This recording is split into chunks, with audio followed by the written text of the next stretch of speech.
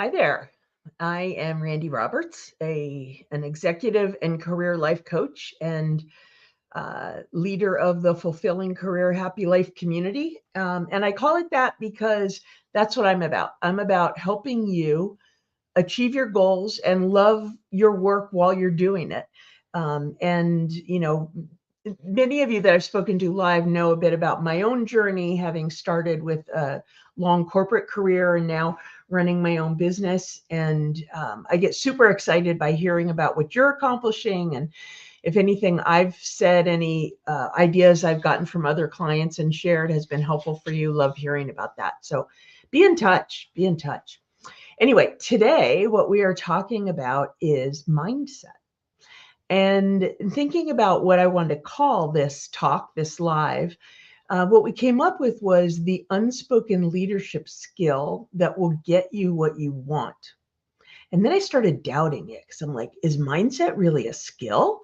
Am I misbranding mindset in a way that wouldn't be helpful? But maybe mindset is an attribute, but what we do with it is a skill, and learning to influence it and take control of it and make it work for us is a skill. So with that clarification, let's dive on in. Really, where this came from is my knowledge, my conviction that as leaders, we spend a huge amount of time building skills, right? We're talking about strategic thinking and trying to build our abilities there, communication, the financial acumen that's needed to run a business. We spend a lot of time on skills.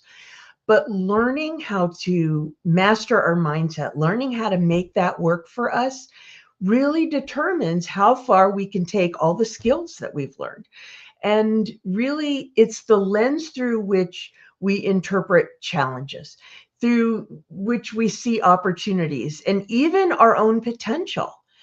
And what do I mean by that? With the lens through which we see things. I mean, look, every one of us has different experiences in terms of where we grew up. Where were we in the birth order in our family? Was our family privileged or struggling? Were there health issues?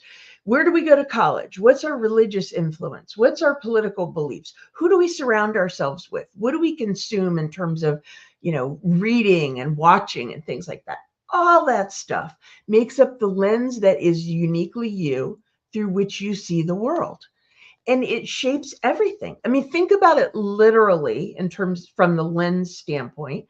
If you are looking through eyeglasses that have a pink shade to them, everything you see is going to be pink. If you're looking through dark sunglasses, everything is going to look dim and dark. It's the same thing with mindset. You are looking through choices that you've made or perspectives that you hold that color everything that you see.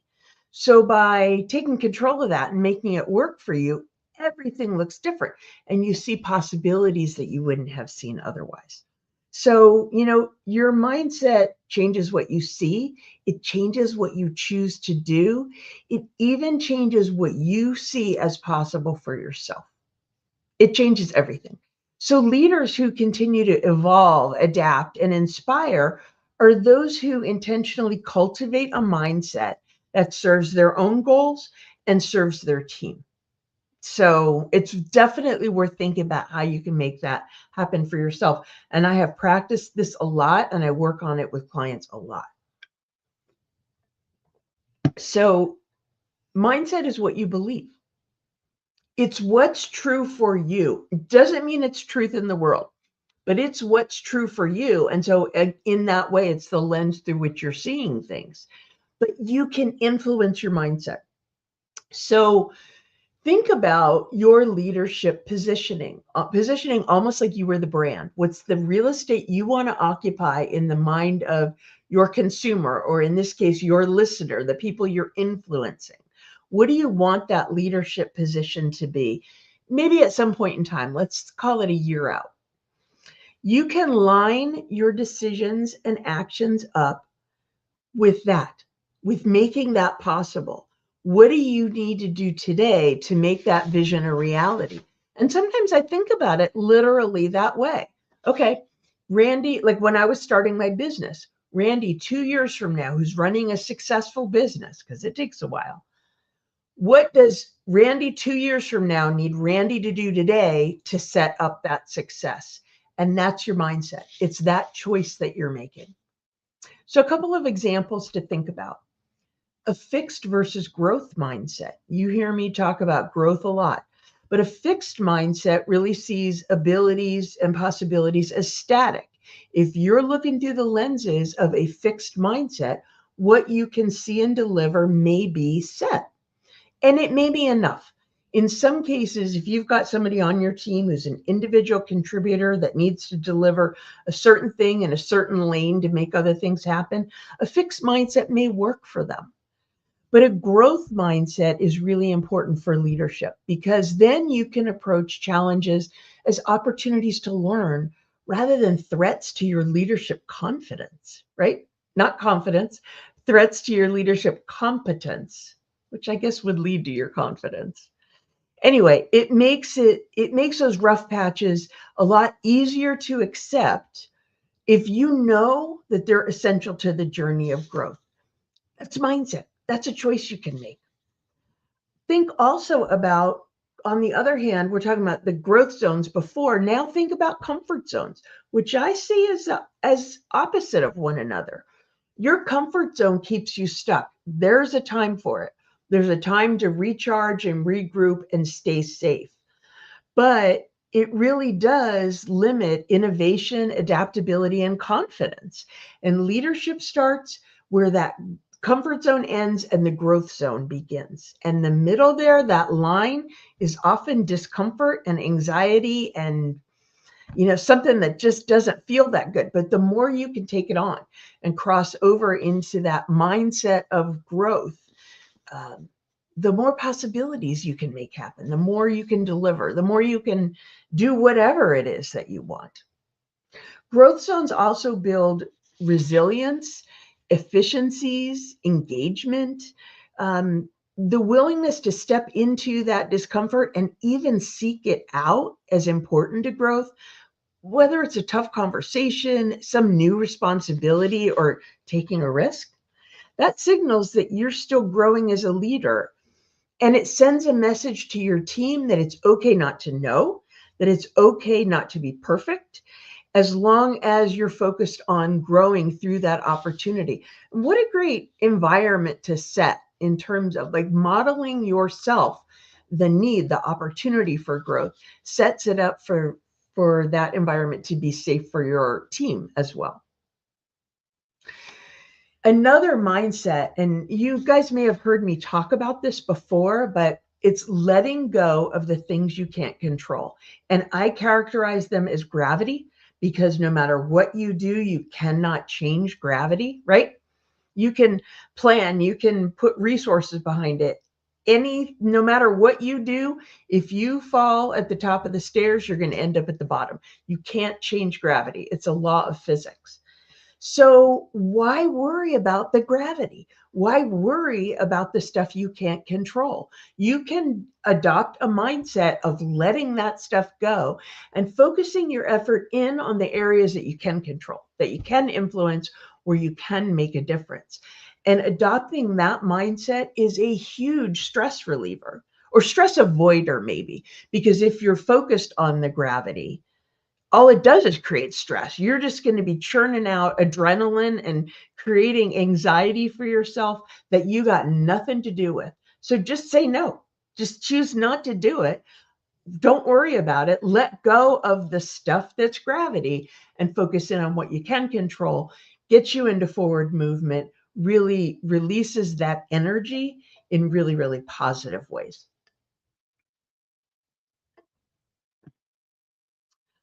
Another mindset that you can take on that can be really, really positive is just to reframe challenges for yourself. You can take anything that you're thinking about that's a big challenge or a big, mountain in front of you, however you want to define it. If you reframe that as, ooh, I don't know if this can be done, to, this is something that I'm going to learn a lot from, and I think we can do it. And if we find we can't do it, we'll find another way. If you take on that leaning into it mindset, everything changes. You become much more optimistic. You become much more engaged and completely resilient, where if you get knocked down, you will get back up even under tremendous pressure. And it's a choice you can make. Just if you're feeling challenged, if you're feeling that you can't do something, you're doubting it, test whether it's really true, or test whether there's another way you can look at that will unlock possibilities for yourself. Mindset's everything there. Mindset also drives culture. A leader's mindset just absolutely has ripples. Your team will mirror your attitude towards change, towards feedback, and even failure, if we want to define it as that. The things that go sideways can sometimes really serve us if we embrace them that way. You know, you could either say, well, thought it couldn't be done and stop there, or all right, what do we need to do to get around this in a different way? The experience that your team will have is hugely different. And the experience you will have as a leader is hugely different too. Your mindset either empowers or limits not just yourself, but the others around you that you influence. And, you know, one way I think about this, all right, I told you there would be no math, but mindset is the multiplier. And by that, I mean anything you have, any skills you have, will take you to a certain point. But mindset, taking any perspective through mindset, multiplies everything. So 0 times anything is 0. If your mindset is shut down and closed and not adding anything, boom, everything you multiply it with is 0. But anything greater than 1 can help you grow exponentially. So just, you know, put on your greater than 1 lenses and see what you can do, see what you can make happen, and see how you feel when you're in that really expansive mode. So, I mean, leadership is not just a product of strategy alone by any means. It's sustained by mindset. The most effective leaders don't just manage results, they manage their internal world. I think I underestimated how much internal work was involved in coaching my clients and in growing to be who they can be as leaders. It really is a lot between our ears, right? We'll challenge assumptions, stretch beyond comfort, and choose where we want to focus. You can make that choice, so you might as well, right? And the mindset you bring determines really the leader that you become, and ultimately the impact that you can have. And that's why you're doing what you're doing. So in socializing this topic a little bit and getting inspired with ideas and talking to people, I got a couple of questions. So I wanted to serve them up in case they're on your mind too. The first one is, this person said they were really finding themselves doubting their ability. And they wanted to know how they can sort of get out of their own way, which is a great way to think about it. By doubting yourself, you are getting in your own way, but by changing that mindset, you can get out of your own way.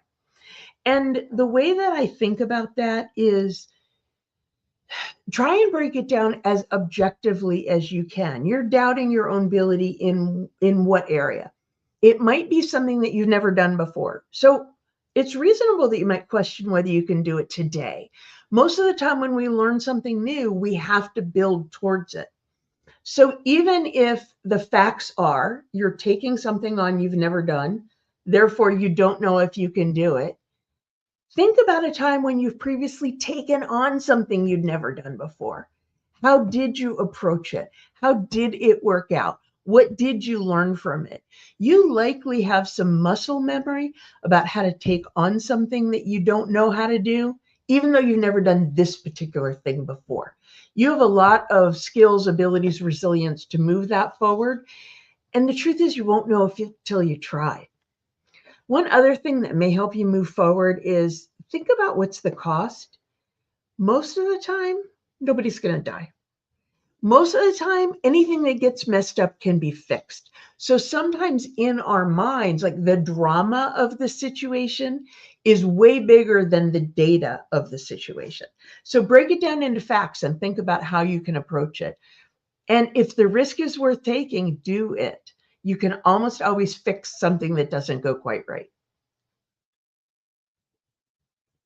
The second question that I got from a couple different people was, it had some flavor of, I find myself getting really short tempered, really irritated when the team doesn't deliver.